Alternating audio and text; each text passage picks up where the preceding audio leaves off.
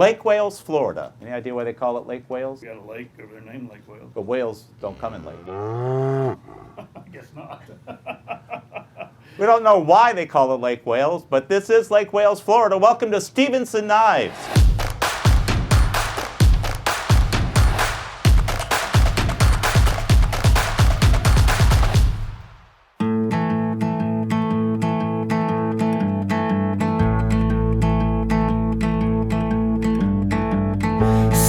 People got a good hand, never wondering if they can.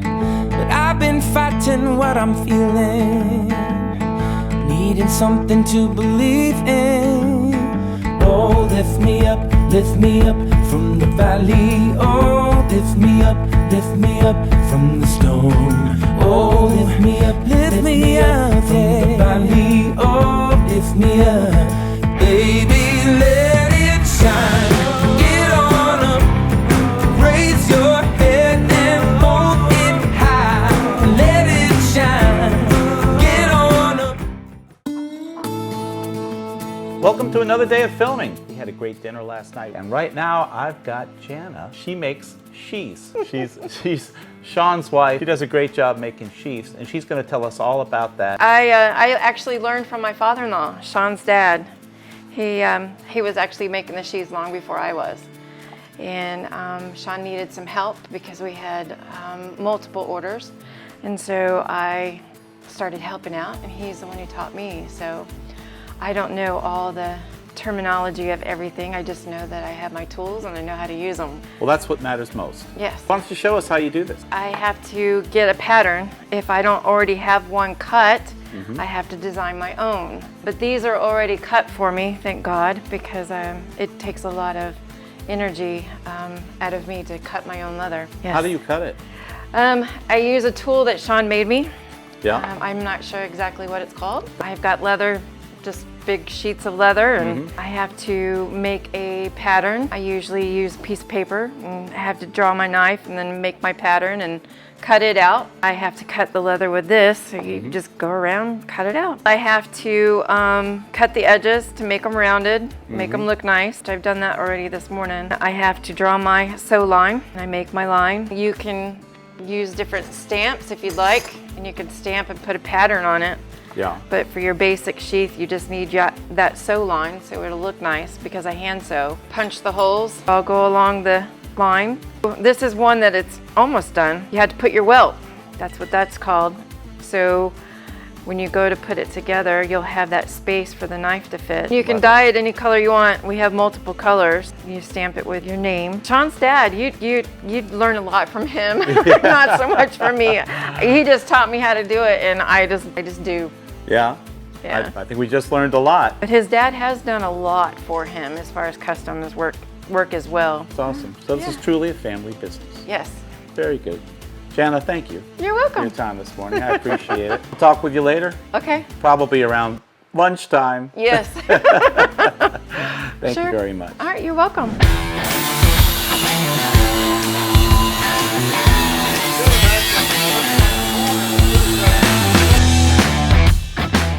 Good morning, Blaine. Morning. So what are y'all up to this morning? Well, I'm building a can, and he's doing a canoe-style can. I'm going to weld up the end cap right here and pack it full of powder and ball bearing. What does it mean to put together a can? We're just getting this mild steel, and then we're going to put some knife-making steel inside, high carbon, and then heat it up to forging temperature and hit it on the hammer. Forge it all together. Yes, sir. This allows us to take some smaller materials that you can't forge out, combine them in a can. I've got white out here, which will prevent this mild steel from adhering to the knife steel inside. And I got a little technique that we've come up with, and I'm gonna start bragging about it. It's probably gonna fail, but I've got a way that I don't have all the problems everybody else does trying to take these cans off. This is actually an interesting piece that we're doing. This is M1 Grand barrel. This is one of my favorite ways to do it. I usually like having some meteorite flakes.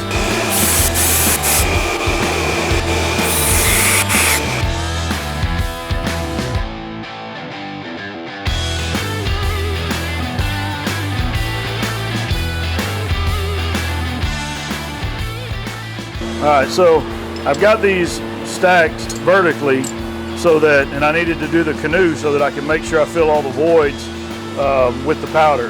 And I'm using 1084 steel powder on this. Like I said, I've started going to 1084. I just seem to have a little bit better results with it. And I'm gonna put this on, we're gonna weld it up. We're gonna get it really hot and hit it really hard.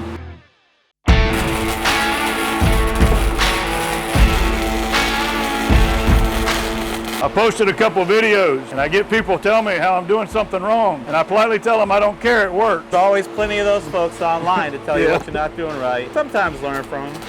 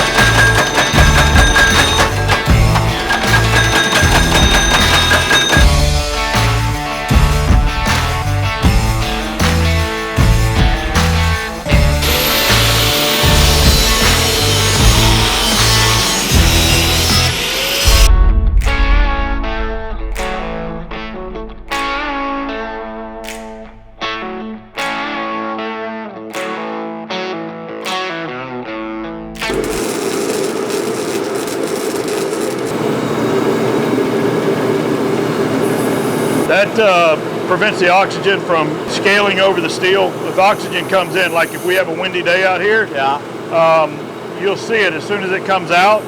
The entire thing will kind of get a black crust over it, and that's oxygen hitting it, pulling carbon out. You don't want that to happen. And what that'll do also is it prevents the two pieces of metal from sticking together.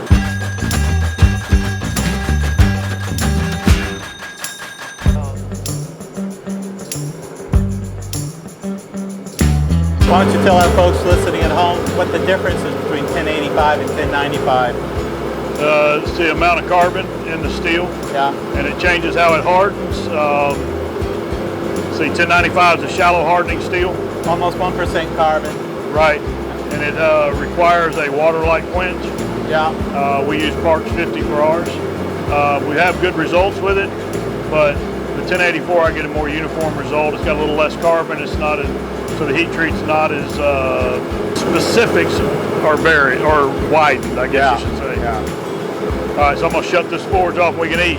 All right. You call me a lot of things, but late for lunch is not one of them. A few moments later. Hey Blaine, so what's going on with this knife? This is a little different. Building this for my cousin who's a Marine Raider. He wanted a knife basically for just killing someone. I kill you! Yeah. And he wanted this finger hole to pull out of the sheet so you can hold it like that or hold it like this. Sure.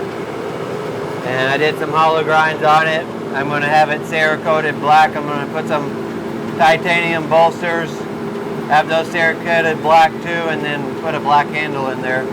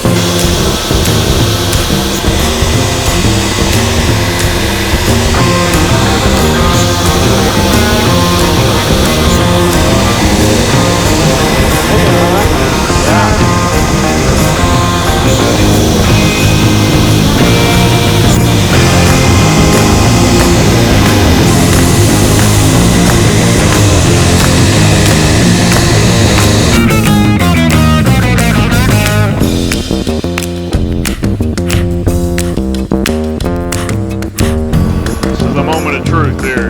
Yeah.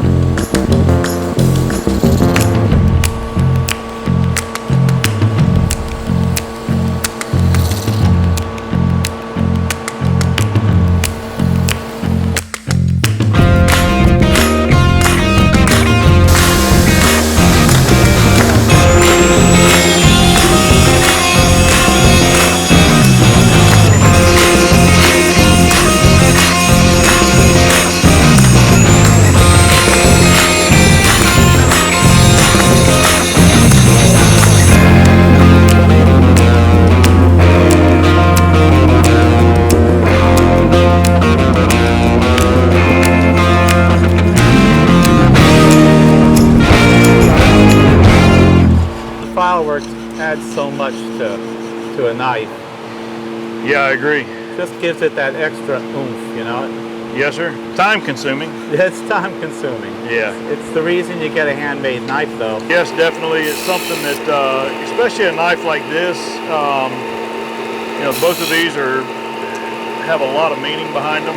Yeah. And then when you hand them to somebody, there's so much to it to look at and to see what somebody put in. And we found out early on, I didn't understand the significance of a handmade knife until we started giving them to people. I've never ever had anybody turn me down, even from some of the ones that were a little rough in the beginning that we did. Yeah. And they have such a huge meaning to that person. Sure. It's probably the absolute perfect thing one man can give to another man. Yeah. Or a daughter give to her father, or I love doing them fathers to daughters when they hunt together. And when your little girl's 70 years old and she has that, she'll remember all the stuff with her and her dad. Oh yeah. I don't know how many fathers come in at Father's Day and sons and they exchange knife. Yeah. It's a great tradition.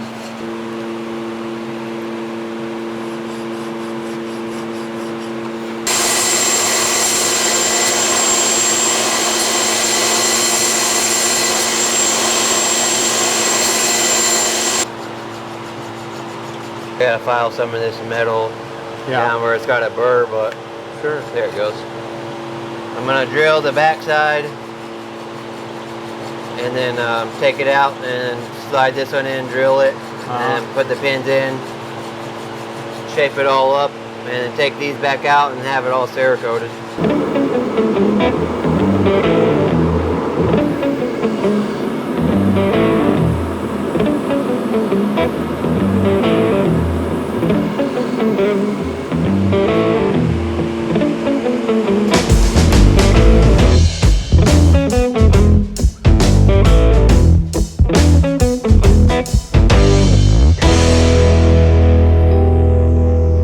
Good day today. We've got a lot done. We're like almost through. Yeah, I worked all day and you sat in the chair. It was great. Yeah. Okay. That's the way I like it best. Behind the camera, taking it easy, watching you do all the work. Yep. Blaine did a great job too. He made a lot of headway on his knife as well. I noticed you spent a lot more time filming Jana than you did us. He's prettier than you are. I'm so sorry. I won't disagree there. So we're going to continue this. I guess this is day 2. Yes, sir. And tomorrow will be day 3. So for you, it'll be a second. For us, we're going to take a little time, get some dinner, have a beer, take it easy, and we'll see you in just a few seconds. So we're back. That was quick, wasn't it? For us, we got a good night's sleep. I feel so much better. I was tired yesterday. Tell us what we're going to be doing today. Well, are you got all of you in the camera and me out, or making sure? You know, that's the way I like it, but I figured for our audience, we probably should bring you in just a little bit. But you know, it's mostly me. Yeah, today, so we've got the M1 Grand barrels that we forged out yesterday in the canoe canister Damascus. This isn't the same knife we forged, obviously, because we're getting some laser engraving. But we're going to take this. I've done a real light etch. I like a light etch on it, just so you can see the pattern.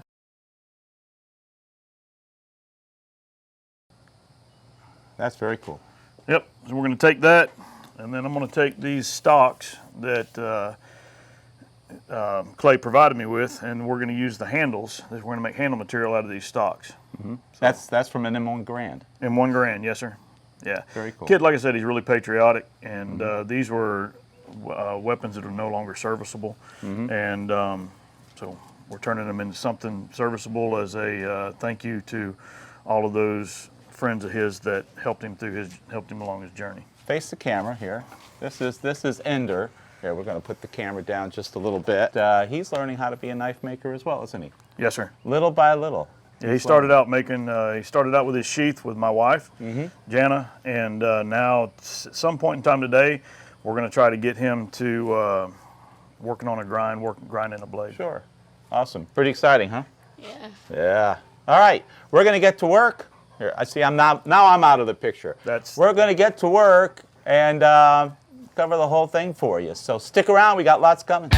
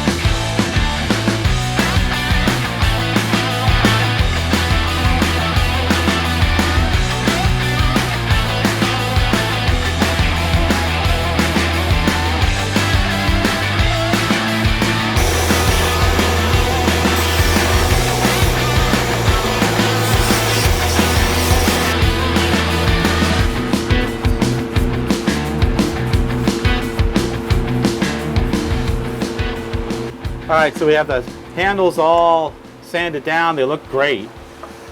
What do we do now? So I'm applying permalin, which is a What is it? permalin. It's a gun stock sealer. Oh, okay. A friend of mine, Butch Legg in Nashville, is the one that turned me on to this, and